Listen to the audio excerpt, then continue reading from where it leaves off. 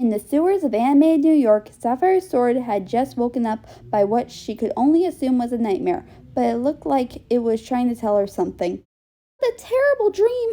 But who were those ponies? And the monsters attacking them? Oh, don't worry about it anymore, Sapphire. It probably wasn't real. But wait. Oh no, Sapphire, you know what happens when you wake up at a time like this. Your brother sensed it. She waited in her bed, but everything was still quiet. Okay, I think they stopped. Just then her brothers barged into the room. Sapphire, is everything okay? We heard your gasp and felt you sitting up in bed. Sapphire put her sheets over her head. Annoyed, Leo and Donnie came over to her. Aw, she's so scared she's hiding. Do you guys know what this means? Operation Comfort Little Sister is a go. Leo, try to talk to her and tell her what she dreamt about wasn't real. Donnie, check her heart and blood pressure. Mikey, go fetch some more milk from the kitchen while I get my teddy bear collection. I'm on it. Raph and Mikey ran out of the room while Donnie and Leo stayed in their sister's room. Sapphire? What? Hey, don't be afraid, it's just me, your older brother Leo, and I'm sure whatever you dreamt about wasn't real and it will never happen again. Leo, Donatello grabbed her arm and started checking her blood pressure. While he did that, he checked her heart. Okay, heartbeat is normal and your blood pressure is perfectly normal. Donnie, I got the milk. Here, Sapphire, you can sleep with all my teddy bears tonight. Michelangelo gave Sapphire the glass of milk while Raph put all his teddy bears on her, which also buried her. Good job, guys. Mission complete. Sapphire arose from the pile of bears in her bed. Seriously, guys? Don't you think I'm a little bit old for this? Aw, but you loved it when we would come in and comfort you after a bad dream. And when I checked your heart and blood. And when I gave you milk. And when I would let you sleep with my teddy bears. Yeah, when I was 3. I'm a grown mare now, and you guys should stop babying me all the time.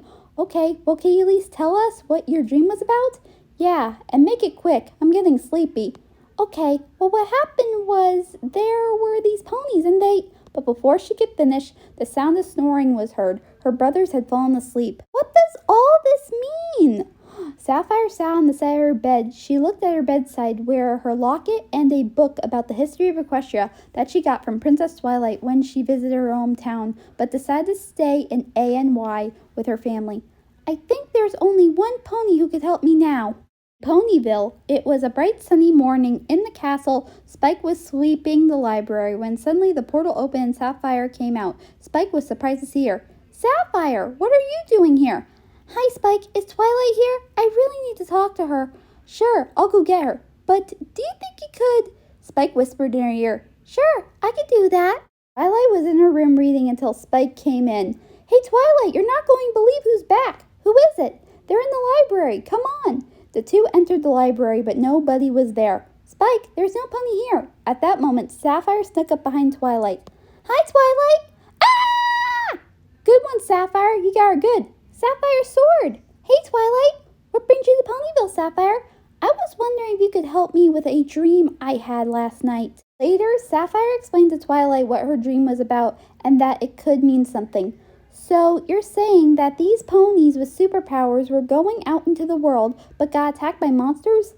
Yeah, and I don't know what it means. Well, I think I might have the answer. After visiting you and your brothers in animated New York, I did more research on the storm, and it turns out there are other foals who were found with no parents, but in different parts of Comic Book City. Twilight put down some part of a newspaper on the table. Wow, so I guess I'm not the only one who was raised by a different species.